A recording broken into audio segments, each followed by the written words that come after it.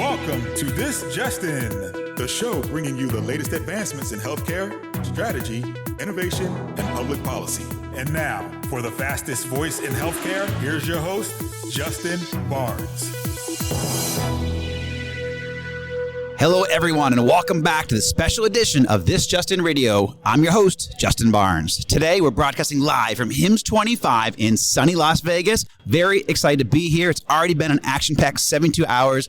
The HIMSS annual conference is always the centerpiece of my annual schedule, and this happens to be my 25th HIMSS annual conference and my 11th year broadcasting from the annual conference. Even in 2020, the COVID year, we still had the broadcast and all of the same amazing guests. We just hosted this broadcast remotely and all of my guests dialed in. Many of the same leaders you're going to hear today and over the next couple of days, like Hal Wolf, Rasu Shrestha, Anish Chopra, and many more familiar names. I feel very fortunate to be able to broadcast annually from HIMSS.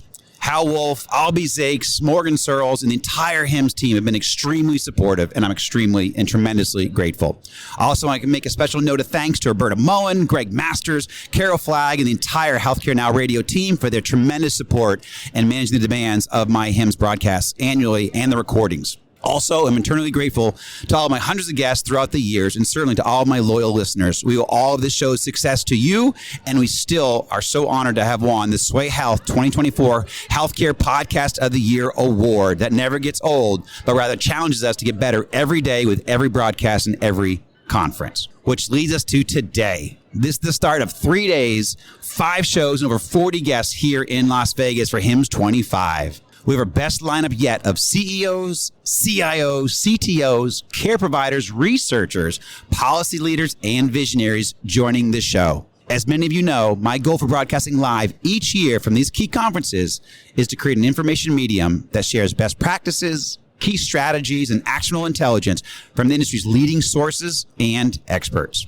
My objective, along with all my guests here, will be to offer tactics and strategies to not only survive, but to thrive as you navigate your hospital, your physician practice, your company, or even your family through all these changes occurring across healthcare today. There is more opportunity than ever before for all of us to thrive, but we must understand how healthcare is evolving, how policy and reimbursement is shifting, and where best practices and innovation can support our efforts. I hope you glean all of this over the next few days. That's at least my goal.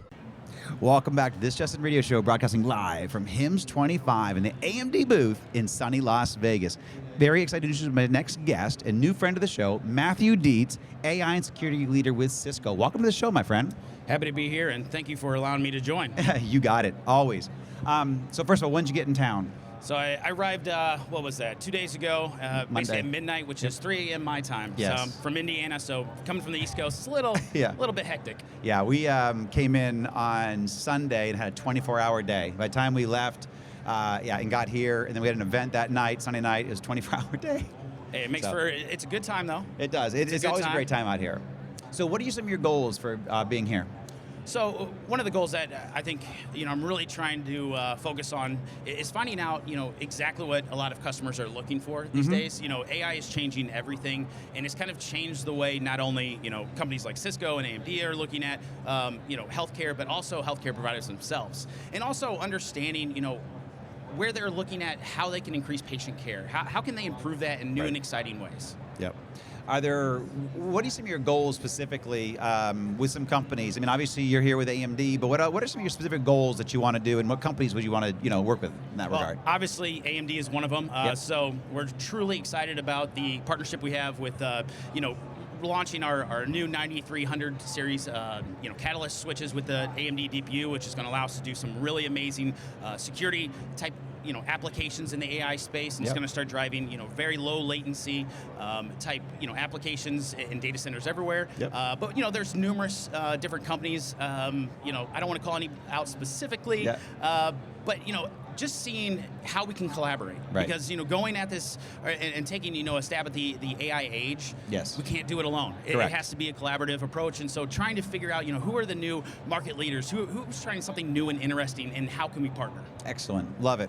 So what's some of the progress that you're most excited to seeing in the industry today? I think understanding how to leverage AI. So it's not just AI itself. That's been around for quite a bit, but Yes. honestly, seeing how to actually leverage it and drive business outcomes, and outcomes that actually have impacts in people's lives, such as patient care, personalized care. Being able to leverage AI to start driving a very specific personalized care for a patient is very, very amazing, and it's exciting to see.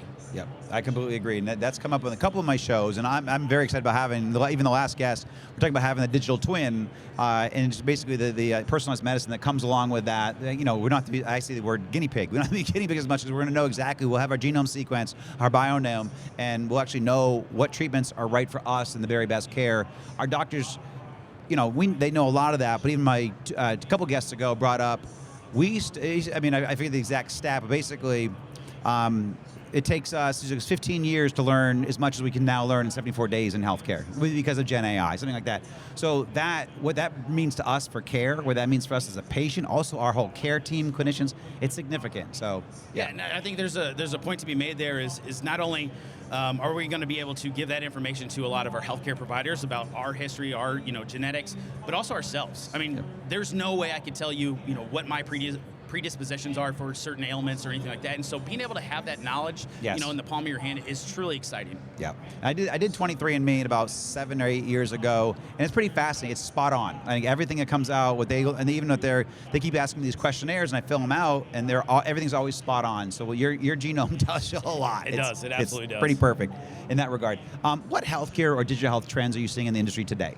We talked a little bit about AI, but what else you got there? Security. So obviously, over the past couple of years, we've seen many security events, and it's absolutely, it's kind of going hand in kind of lockstep, because as we start gathering all this data to start driving a lot of these AI initiatives, all that data is now a potential source of leaks, attacks, and so all these different AI driven initiatives that are exciting, those AI capabilities are also in the hands of a lot of our adversaries, and so we need to make sure that we're taking a proactive approach now and moving towards like a zero trust model. And so that's what I'm seeing a lot in the industry is moving to zero trust. It's not an option anymore, and understanding that we need to have a hyper dispersed security platform, because our entire environment is now very, very hyper dispersed because of AI. Right.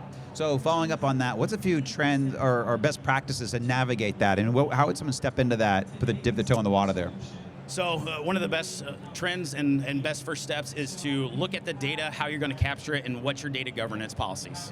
How are you going to handle capturing, who's going to have access, really start approaching it from the ground up rather than rushing to just do AI and then trying to figure out your data. Start with the data, figure out how you're actually going to have compliance standards around it, governance standards, and security at the forefront. And then once you have that foundation, building up to actual AI applications is going to be extremely easy.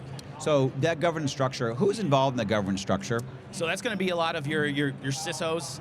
You're also your chief policy officers. So it's going to vary by different companies, different industries, but it's going to have a very high level of different security, but policy, but also individuals like HR and different IT focuses, because they need to actually implement these governance policies and these controls. So it's going to involve quite a few different people, which is different because before AI has always been and technology has always been IT focused. We're seeing a huge shift now where business leaders and your C-level folks are now engaged in all these conversations. Yep, excellent, great point. So what markets, so healthcare is your market, what other markets do you have in Cisco? So I come from government. Okay. So I focus on government as well as education, healthcare, and dabble a little bit in finance and manufacturing, but a little bit of everything from a global perspective. Excellent. Well, I think healthcare is a lot of fun, though, isn't it? Oh, absolutely. I mean, this is one of the best conferences I've ever been to. This is my first time here, and just meeting different people, different walks of life, and understanding that everyone is looking at technology not just to implement, but can we leverage this to drive a positive impact in people's lives? Absolutely. And that's something special. That's something that is very unique to healthcare. Yeah, and I agree. This is my 25th HIMSS, but this room is full of people who are literally trying to create a better ecosystem, for themselves, for their families, for their companies too, but really it's all personal. Healthcare is all personal. We're patients all, Well, I mean, everyone has had a family member themselves have a medical event, has struggled in that regard, and I think it's something that everyone can resonate with, and that's why it has, the legs to continue on it and kind of be one of the first industries that really start leveraging AI for good. Yep, love it. What do you think, putting on the proverbial crystal ball hat and then looking into the crystal ball, what do you see as a trend or strategy we need to be able to navigate in 2 to 3 years from now? So a couple that are coming down the line, I think, is going to be around an advanced type of security. So we're at the age now of kind of deep fakes. Being able to, I always tell my wife, give me 15 seconds, I can clone your voice. Yep. I can clone your mannerisms in a minute video. There's things like that are out there that pose real threats, but we're also going to see, on the flip side, very sophisticated AI-powered cybersecurity tools. And then, when it comes to actual trends in healthcare, I think in a couple of years is going to be around that personalized care. One of the models that Google is actually looking at releasing is around their Titan model. Yep. And what this is it's allowing them to release a model that learns during inferencing, which take that into, from concept to reality. What that would do is basically say, my watch on my wrist soon will be able to understand everything about my past, prior, and current health, and then be able to communicate that to my healthcare providers. And so we're going to see a much more connected experience with our healthcare providers, and it's not in any way meant to take jobs. What it's doing is actually making a lot of the doctors' responsibilities, nurses, all of our healthcare professionals' jobs much, much easier, because now, instead of spending so much time trying to figure out who and why, they have it at their fingertips, and that's exciting. That is good. So do you want to clone, you must really love your wife if you want to clone her voice. Oh, absolutely. She's. I don't want to clone my wife's voice. She's my alarm. It's okay. So, it gets me. No, yeah. It's just, it's so funny because she's very excited about AI, and then I have to introduce the dark side of it sometimes. Yeah. Well, my last guest brought that up, and I was because and I've known him for a long time, but he talked about how I brought up the digital twin, but then he talked about and then the security behind the digital twin. Who has access to the the digital twin, and then what nefarious can happen with that too, which is a good point, because I see only all the opportunity for the digital twin, but then obviously the security and privacy behind that is significant, because there's a lot in that digital twin. So. Absolutely, and that's it goes back to kind of what I spoke about earlier around the DPU-powered switches. Yes. Because right now, everyone is talking, has been talking, or should have been talking about zero trust. And zero trust is all about figuring out what devices, what users are doing what, where, and when, and constantly monitoring them. But with the rise of AI agents, now that implicit trust is being handed to AI agents, and so now we're not just sitting here looking at what our users and devices doing. Now we have to wonder and monitor what these AI agents are doing. So as much power as they bring, it's also another leg that we have to make sure we secure. Yeah, excellent point. Matthew Dietz, Cisco, thank you for joining the show, my friend. Appreciate you. Yeah, thank you. Welcome back to This Justin Radio Show, broadcasting live from HIMSS25 in the AMD booth, 4471 in sunny Las Vegas. We're excited to introduce my next guest, a new friend of the show, Normand Champigny. Welcome to the show, my friend. Thank you. Happy to be here. My favorite name of all my guests, the entire show. I have 40 guests here at HIMSS, and you have the best name ever. Thank you so much. It's a beautiful French name, and you say it so perfectly. Awesome. Thank you. My parents would be proud of you. Amen. I love it. Co-founder, managing partner of Azentys. Correct. So, tell us a little bit about Azentys, maybe 30 seconds before we dive into the questions. Tell us about Azentys and what you guys do. Yep, exactly. What we do is we provide a structured methodology for a partners alliance ecosystem. So our value is we provide a methodology that our clients will have a partner alliance ecosystem that is going to be scalable, repeatable, and reportable for mutual revenue gain, right? To help monetize it. As well as in healthcare, in this example, is that the joint mutual value proposition is going to be that it's all about patient outcomes and patient care. Excellent, excellent. So, before we dive in, Sure. I have a follow-up question to that. Who here, because I always love to learn, so does my audience, who here would be a big customer for you to reach out to? Who do you want to speak to while you're here? Who have you spoken to while you've been here that you like? That you said, they're a great fit for us? Yeah, I did a lot of walking around and observations, so it's not one in particular vendor. What I do see perhaps is a use case, right? And we're seeing it really needs, what I'm learning here is, here at HIMSS 2025 is cyber resiliency. It's very becoming, right? And a lot of partners are really not struggling, but they have to grasp, right, the methodology around that and how to partner with that. So I see that as an opportunity, as one of the opportunities. So there's no really particular vendor. the use case? But if I can extrapolate on that, sometimes a small to medium-sized organizations that need the skills or fractional executive means, we can do that as well. Or maybe like a large organization, say, we grew so fast, we have no structure in place. Right. And we don't have a scalable, repeatable process. Right. So we have a mutual monetization agreement. So those are opportunities as well. Excellent. Well, congratulations. Thank you. So, I like to start my show off with something positive. What progress do you that you enjoy seeing in the industry right now that you most like to see? Well, I like to give a historical perspective. End of day, I'm a motorhead, right? Yep. I'm all about. I cut my teeth with storage, networks, servers, networks, and like so. Is that where you met our friend Tony?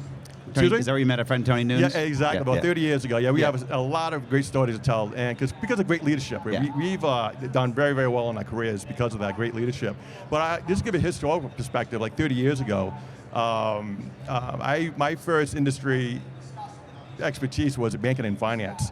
So I would visit these accounts and develop some, type of architectures we needed to grow. Yep. And the CIOs and the IT directors would be really so proud of the data center. They would show off the data center, and I would walk in the columns of the servers, the storage, and all the lights are blinking, very nice and neat. And it was important because in banking and finance, it's people's money. Right. End of the day. Absolutely. And then all of a sudden they said, "Hey, Norm, we need to expand in healthcare." I knew nothing about healthcare. I said, all right, let's go. And with that said, I go to an account and learn about healthcare. And my mentor said, "You got to be careful because what you're going to learn is." In healthcare you're going to see the museums of technology because they didn't have the budgets like in finance and banking, and that's what I learned quickly. And let me give you an example. I went to go see a customer, and we're talking about a PAC system. He goes, "Hey, Norm, let me show you my back end, how I'm going to support that." He gives me a tour of his data center, and I see an OS2 in 2006, an OS2 server backing up data. Yeah. And that's why I recognize concern. So to extrapolate on that then it came about in 2009, is where we had a high-tech act. And that really helped foster and catapult, absolutely, right? The healthcare providers going to an EMR platform, and that did together is EMR connected. It extrapolated to EHR, all the other data systems, and that hence, finally at parity is these healthcare providers are able to share and protect, manage data for patient outcomes. Absolutely. So third is that really spawned, right, a huge alliance ecosystem. So just look at this booth here, right? You see all the partners. Look at all these booths, right? They proudly display their partners, right? And that's critical, because I mentioned earlier, together they need to have a partnership with mutual gain for the end user, right? And that is for patient outcomes. That's excellent. So what, fantastic, and I totally agree. What trends do you see out there in the industry right now? I've been thinking about that and walking around, and I think it's what we're about to see. And what I mean by that, Justin, is just recently we saw the healthcare pricing transparency executive order. Yep. And I think that's key. And I was a little disappointed in some of the pundits really saying that it's a bad thing and negative. I think we need to turn that into a positive thing. Because here's why. Yep. If you look back in 2010, we had the Affordable Care Act, right? And we had to contend with it. But however, with the healthcare transparency pricing executive order, we have an opportunity to be more competitive. Absolutely. What does that mean for what does that mean for the providers? It means that it can probably deliver more care, more effective, more of a better delivery stream for patient care and outcomes. Not that they're providing bad care now, it's going to improve the delivery system. And with that said, it gives the opportunity, right, to develop new procedures, right, into healthcare provider space for delivery. You can streamline for better patient care and outcomes. And it's going to get an opportunity for patients to say, I want to go with this provider because I can now see what the pricing on my affordability. The other thing is important as well too with that is the transparency is it's going to spawn new business, right? So it's going to spawn new outcomes and the like. So second is that with the Department of Healthcare, Department of Health and Human Services, HHS, is that I think I predict some of the outcomes we're going to see is much more better. We're going to probably see food nutrition being part of the platform, and Absolutely. that is key. So we're going to see a lot of behavior where patients are going to have more command of their own lifestyle, which is key. Absolutely. So as a follow-up to that, how would you tell, what best practices would you tell people that, hey, this is how you navigate, price transparency, or how would they implement that, or what's the next step for them to kind of go forward with that? Well, here's the thing. The platform's already there. Right. But the platform's there. They are. Right? It's a matter of how it's being delivered in terms of, so for instance, everybody has a mobile device. Well, so if you have a patient that just went to the doctor, you need this X procedure, right? I now have, as a patient, command of where I want to go, right, to have those services and the like. So another area is, an example of that is, I would say, I think what you see the healthcare providers use an untapped resource, and that would be like, for instance, the registered licensed dietitians. Again, this is coming from my previous questions, right? Yeah. With the Department of Health and Human Services, Absolutely. we're going to have an untapped resource that's going to come into bloom, and that's going to be like registered licensed dietitians, because they're going to be part of the mix of that. What we're going to see, to add to that question as well, too, what we can see the outcomes is going to make precision medicine much more effective. Yeah. So we're gonna look at this healthcare transparency pricing in a positive spin, in my opinion. I completely agree. I love it. Thank you. That perspective has not been brought up on the show yet for this conference, so I love it. Right. Thinking beyond today, what do you see as a trend or a strategy that we have to be ready to navigate in a few years from now, in 2 to 3 years from now? I just walking a lot, walking around, observing. I attended a number of sessions, and like I mentioned earlier, cyber resiliency is going to be key. I think the healthcare providers did a great job in regards to looking at cybersecurity, which is zero trust, encryption, the keys and the like. Now they're going to have to look at cyber resiliency. Now we're looking at cyber resiliency is about how effective if they can bring up the healthcare data workloads, right? To resume patient care immediately, because when we have a ransom attack, right, what we're seeing at stats now to full recovery is 24 days. Yeah. We're dealing with patient lives. Yeah. Right. And this is why you're seeing the providers paying the ransom. I don't want, if I was CIO of a company or CEO, right, I don't want to be at fault because a patient died because I didn't pay for the ransom. Right. So they're very vulnerable. So when we look at cyber resiliency, it's very key. With that said, the healthcare providers really have to put a methodology in place and practice it. They just can't develop one and store it and use it in emergency break glass. They can't. They got to use it. Right. So the other point is, to answer that question is, you're going to have the cybersecurity team and the infrastructure team and cyber resiliency work together. They can't go head to head. And that is key for the CISO of these healthcare providers. Right. The other thing I want to see is, the second I would say, it's really encouraging to see the innovation.